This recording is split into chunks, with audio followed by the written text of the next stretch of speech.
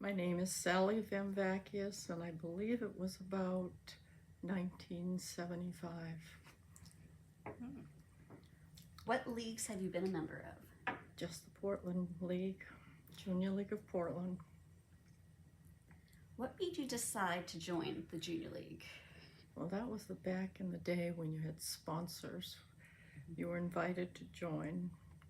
My two sponsors were incredible members, Hope Bramhall and Judy Flaker. When I received the invitation, I knew a little bit about what they did and that they believed in the essence of trained volunteers. So I went to the dictionary and I looked up the word volunteer, and it indicated that you would be serving people and causes without financial remuneration, and that the training would come to me through my involvement in the league. What are some of the projects that you worked on? Some of the projects that I worked on were the Center for Grieving Children. We worked on that with another individual who also had a group behind him. It was an extremely meaningful endeavor. I worked on the RSV cookbook, which was nothing but pure fun. I did that when I was president of the league, and I would attend their meetings and sample the cooking. They really did have a wonderful time, and it turned out to be a great source of income for the Junior League. Another thing I initiated, because with my involvement in the Junior League and realizing that they desperately and drastically needed fundraising, even though we had Thrifty Yankee, the thrift shop on Congress Street, and we were about to have a cookbook, that I was going to be successful in nonprofits only if I really, really learned how to fundraise. And I was able to accomplish that, I think, to probably the best of my abilities. And during that time, I was realizing the importance of an endowment. So I gathered a couple of gals together and I explained the concept. One was Marion Brown Payson, really the founder of the Junior League of Portland, and the other was Debbie Hammond. And we all got together and contributed and started the Junior League of Portland Endowment. I guess that's about it. All of those very important and kind of the hallmarks of JLP. Yeah, the center, I think, is something that when we talk about past projects, that's probably one of the first ones that gets mentioned. I can remember they when you are involved in a book, this happened to be a cookbook, they wanted, they informed me that I was going to put 5,000 cookbooks in my basement. And I said, I'm not sure. The only response I could think of was, I'm not sure it's dry. So at that point, they chose somebody else to store the cookbooks.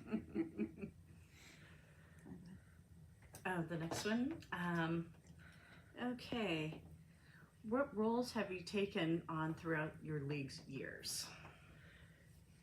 I can remember distinctly two roles that I assumed. One was vice president and the other was president. I had the pure pleasure of serving under Sandy Tuttle. She was knowledgeable, she was decisive, she was fun to be around, and she certainly mentored me during that year of my vice presidency. I probably should mention that in the essence of me, I am a very solitary person. I received, like most of us, a piece of paper from a college that qualified me for usefulness. Mhm.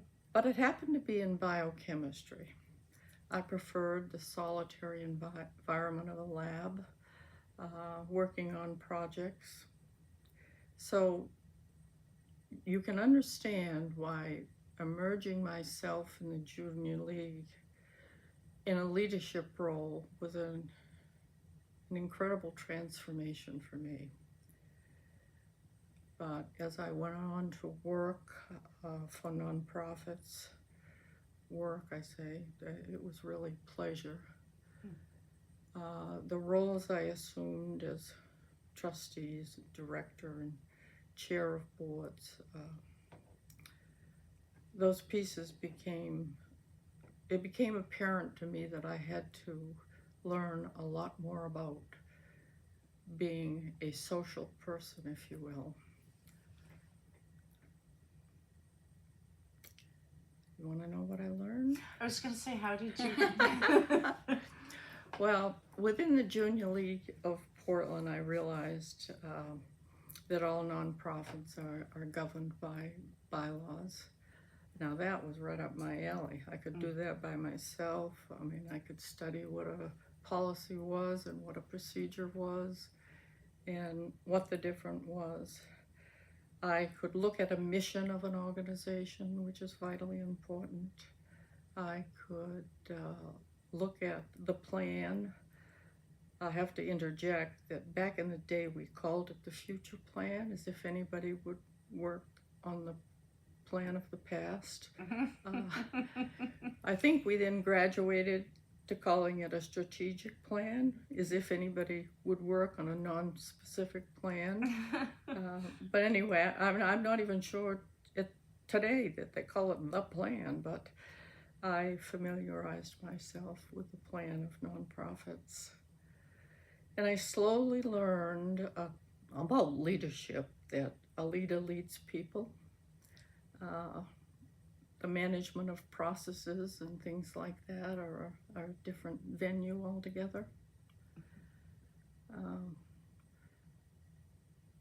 I think I'll comment about it later, because I think I realize one of the questions you're going to ask me, because you provided me with the question. So I'll expound upon what I learned to be an effective leader later. So, how did you learn to be social?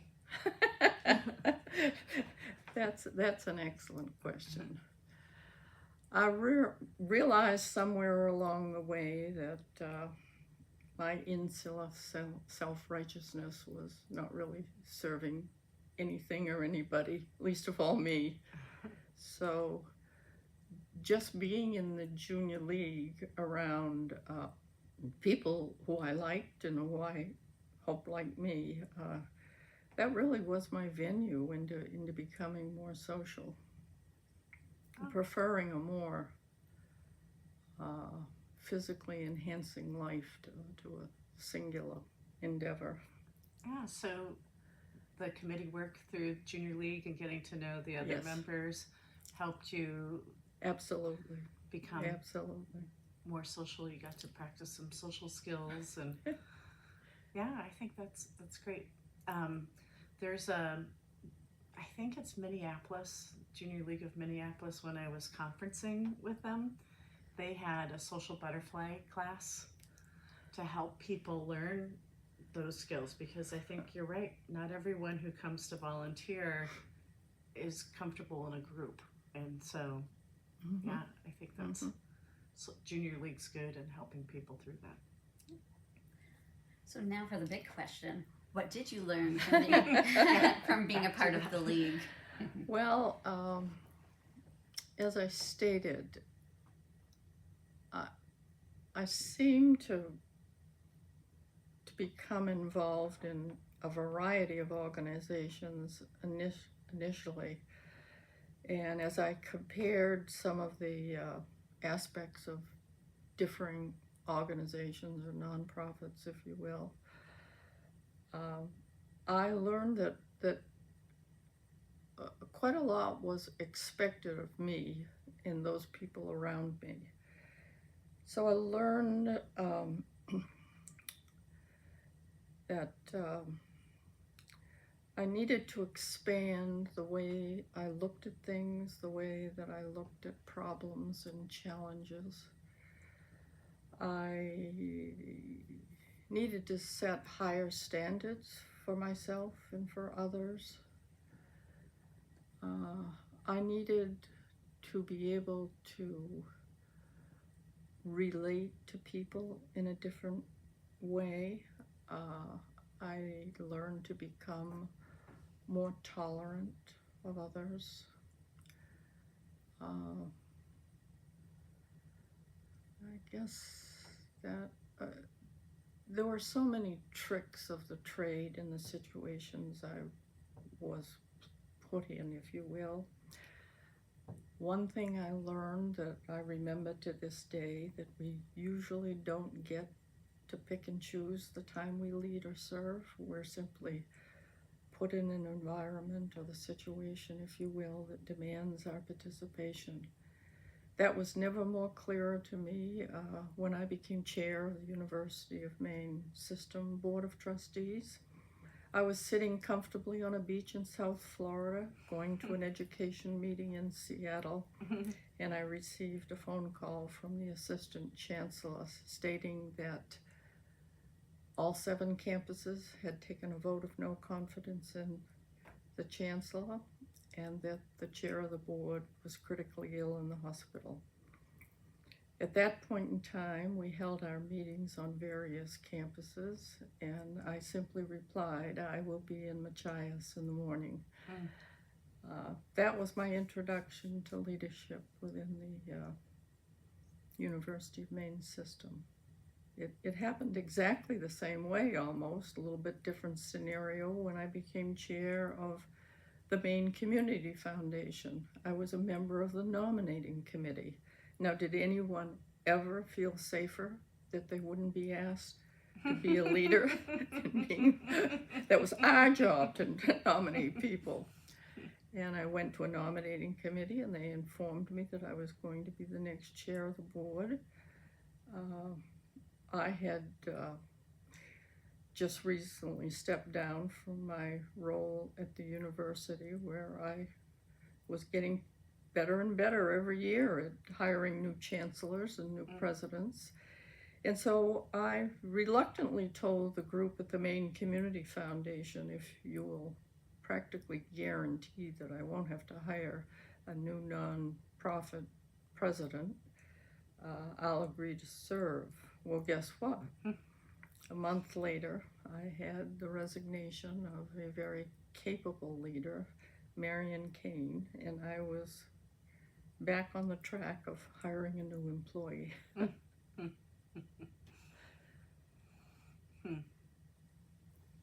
What is your favorite memory from being in the league? Well, let me just back up a little. When I finished being president of the Junior League of Portland, I became a nominating director for the Association of Junior Leagues.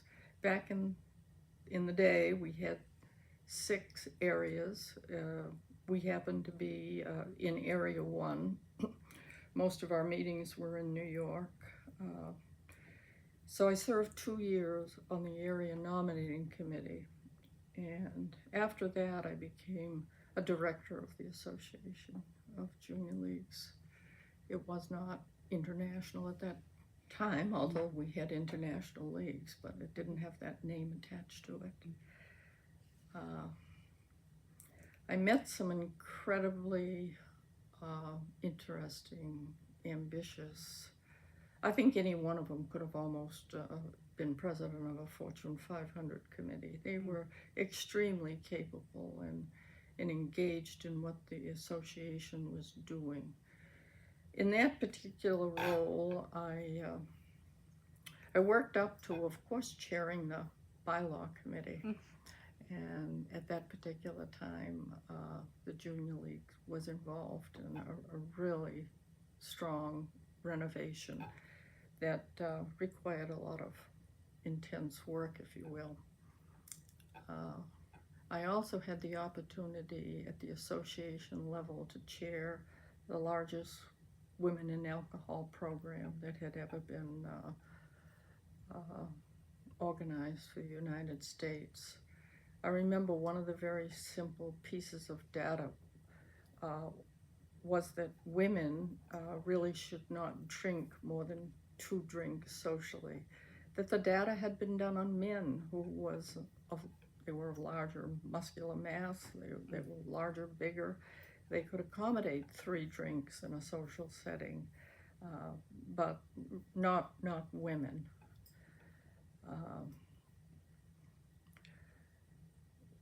Say one of the fun things that I did. Favorite memory? Well, they all really both happened at the association level. The directors were meeting in Denver, and they were doing an exercise in balance, that famous one from Hurricane Island Outward Bound School, which is an experiential education here in Maine, although there are others around the United States, where you stand on a chair and fall over and the people hopefully grasp you, building trust. And the president of the association at the time, Virginia Austin, she stood there in her Chanel suit and her Ferragamo shoes and said she really, really would like to do more with the Hurricane Island Outward Bound School. Well, I just was observing her and thinking, really? But I did say to her that I happened to be a trustee of the Hurricane Outward Bound School, and if she would like to take a course, I could see that was arranged. Well, she enthusiastically wanted to take a course, so she came to Maine, and I have to admit she did very, very well on her Outward Bound expedition. I had the opportunity to become one of her very best friends. She came to Maine 3 or 4 times. Each time she came, I attempted to invite the executive committee and any loose straggling league members I could find to come and spend the time with her and learn from her. So that was a funny situation, because you would never expect the president of the Junior League rappelling off a cliff. Let's see. There really were so many things within the Junior League that you just had to laugh at yourself. I mean, they were humorous, they were funny, they were memorable.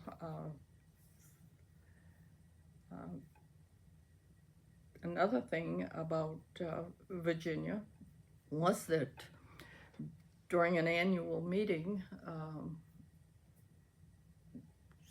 the Junior League had invited Barbara Bush, who was at that point in time the second lady, to address the Junior League, and they had also invited Virginia Austin, the president of the Association of Junior Leagues, to address the membership, and they were both on the dais that night. I mean, it was an extraordinarily meaningful Junior League annual meeting to have both of those addressing us. Wow, that's fantastic. Is there anything else you would like to add? Well, possibly that the leadership ideals and things that I learned, their essence was within the Junior League, where I could experiment, fail, move forward, move back, move forward again. It was truly a unique training ground. We were all of similar ability, we had similar amount of time to be involved. we were able to work with each other with compassion and understanding. And I think a couple of things that I hold close to this day that were important to me was to learn I don't call it a skill, I call it the art of delegating, how to be responsible for a task and turn it over to somebody else, and letting them take all the glory in their successful results as I watch them gain confidence through their involvement. I also try to perfect, to the extent possible, the art of listening. There's active listening, there's passive listening. Active listening is when you listen to someone and you validate the problem. You listen to them with empathy, you listen to them with understanding. Sometimes you might even repeat what they've told you so that they understand that you understand their problem. Most people simply want to be heard, but if you can remember to do it with understanding before you jump to your analytical mind in the fixing stage, it's usually the best course to follow. I think my entire junior league experience led me to understand fully that the place we call our community is a special attribute of each of us, and it's something worthy of our constant nourishment and attention.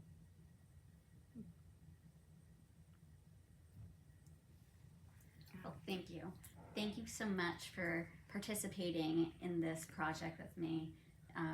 It's been a thrill just to get to know everyone more intimately through these interviews. So I appreciate you spending the time.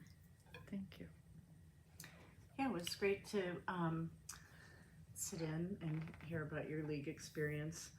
But I was also wondering if we could talk a little bit about some of your experiences outside of the league. And what I'm getting at is I had shared with you, I think it was last year or the year before, we were reading Arlene Bloom's book, Annapurna. And you had told me that you have done some high altitude climbing too. So I was a little curious about your experience with that, how you got involved. And Well, my work here at home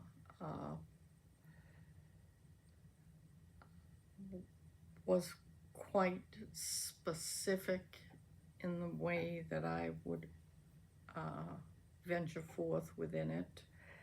As I gained self-confidence, not only in myself, but in others, I decided that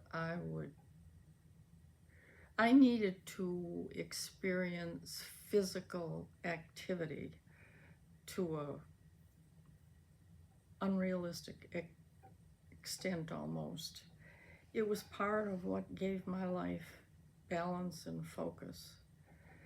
So the first thing I did was to engage in scuba diving. I learned to scuba dive, not in a pool, but on a dive boat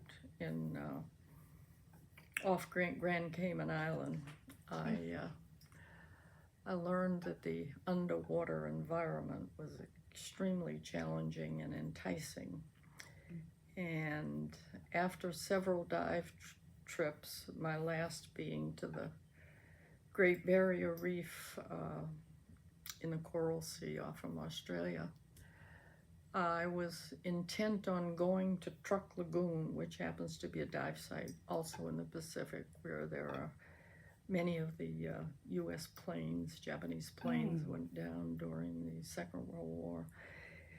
And from there I was going to go to Iraq and dive in the Red Sea. But things had broken loose in the Middle East, and it wasn't all that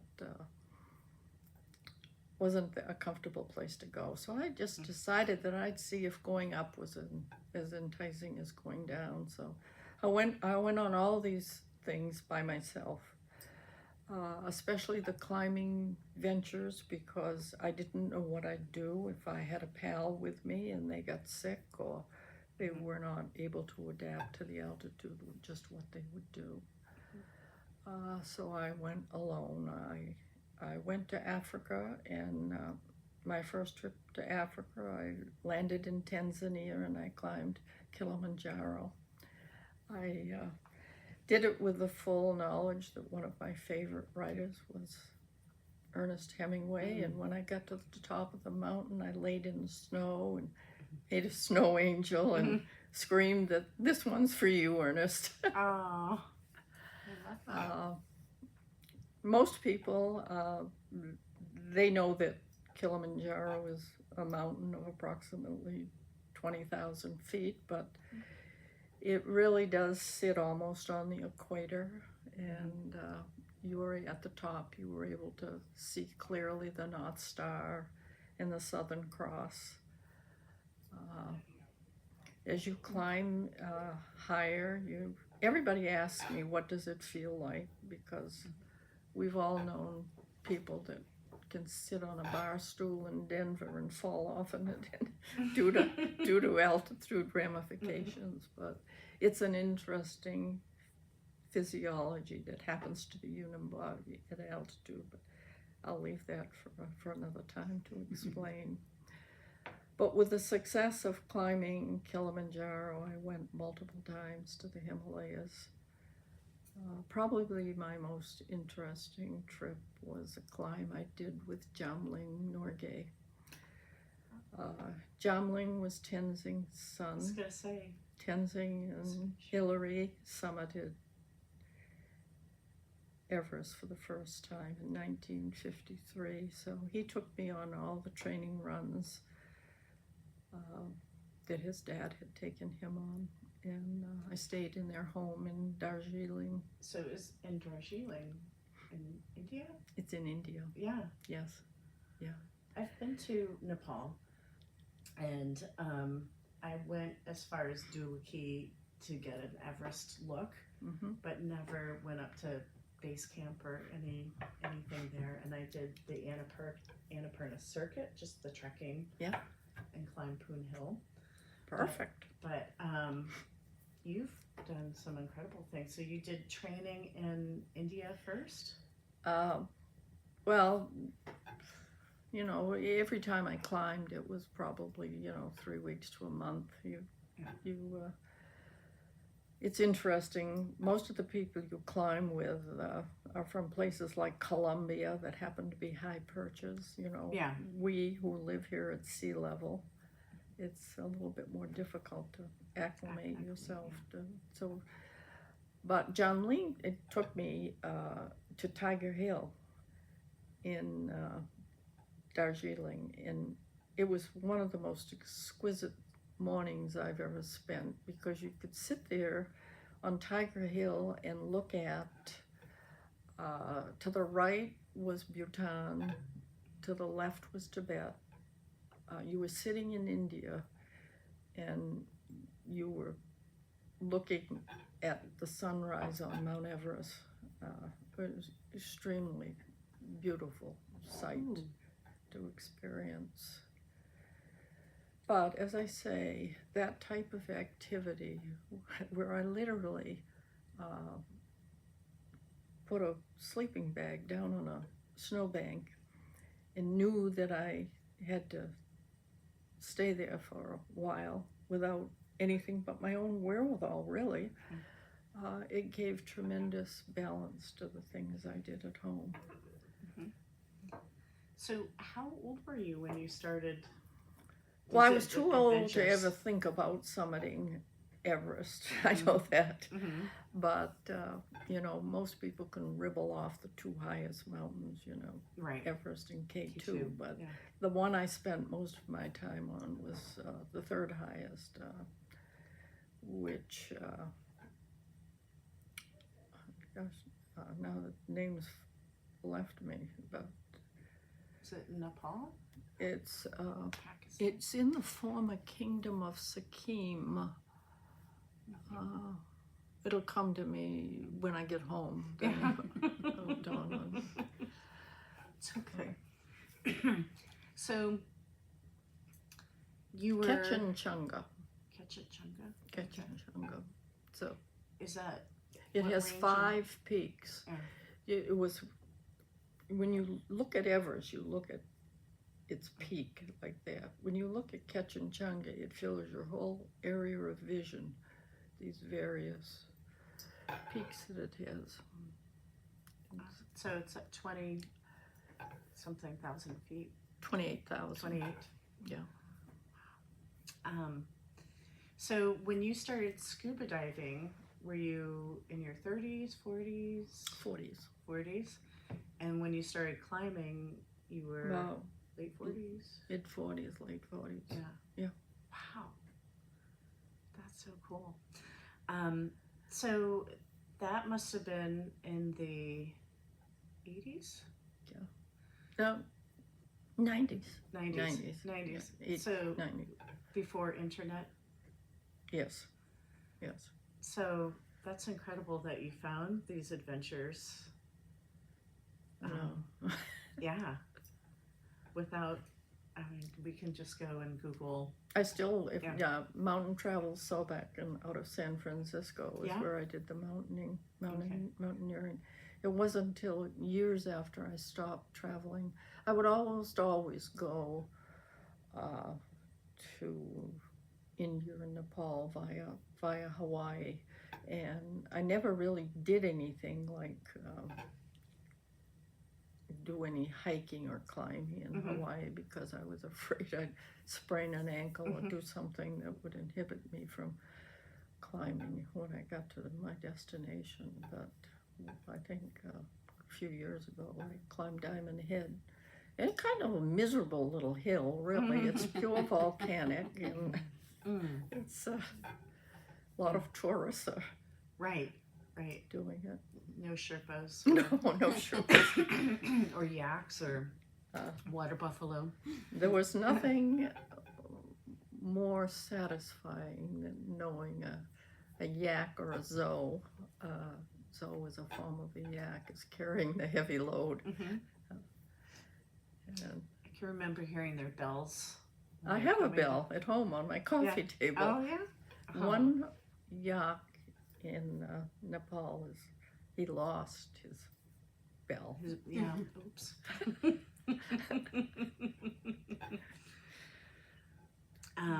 Yeah, so when you had shared with me that you had done these adventures, I want to know more about Well, it. to this day, people will say to me things that I've done with boards or, in the positions I've held. That was really a tough situation, and I just think, no, not yet.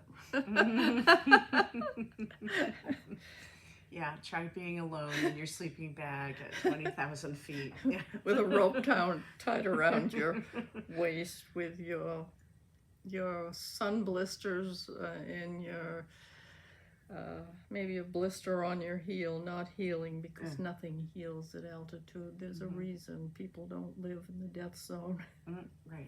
Yeah. So your family never took up the passion of these adventures, scuba or climbing? No, I wrote a book last year, a memoir of sort of the things I've done within the league, things I've done within the community, things I've done outside of both of those venues, and how I sort of tried to bring them together. It certainly has led to a full and fascinating life. I'd say so. Yeah. So your book, is it published? No, well, it's published, but it's not for sale. I just let people read it if they wish to learn more. You know, Beth and I want to get our hands on it. I will put you on the list.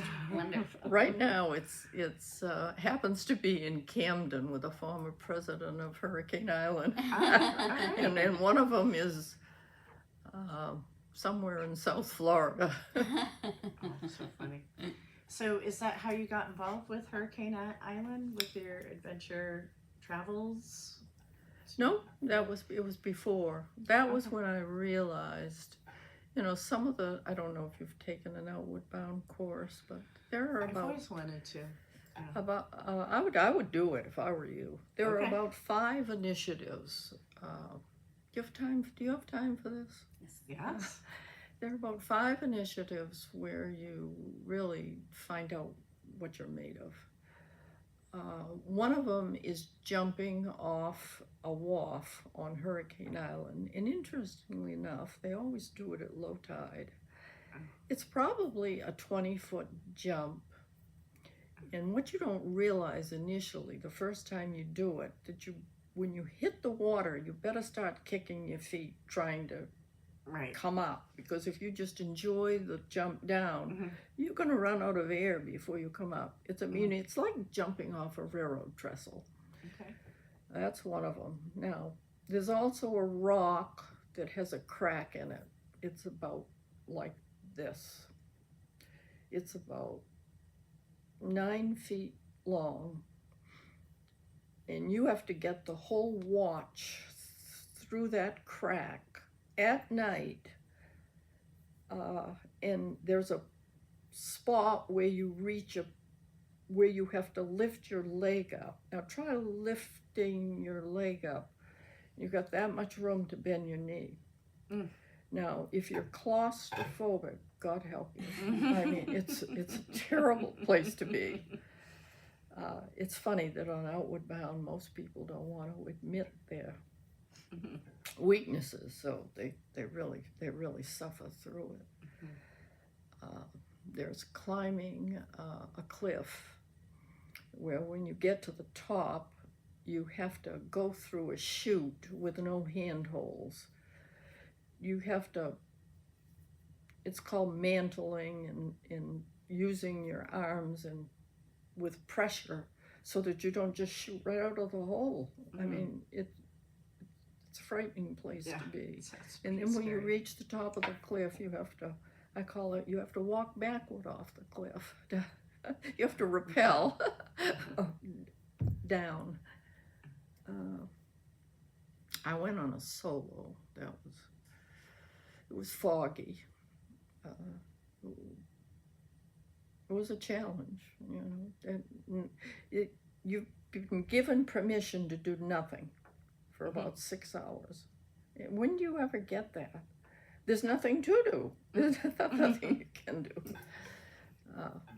Things like that they really push your limits. Yes, very much so. Can you imagine the president of the Association of Junior Leagues going through this? Especially a Chanel Ferragamo wearing. Yeah. Are you taping this? Yes. Still. You are? Yeah, we never turned them off. Yeah. Well, let me just say that when it came time for Virginia to rappel, I heard every expletive I've ever heard, plus I think a few new ones. Yeah, you expanded your vocabulary.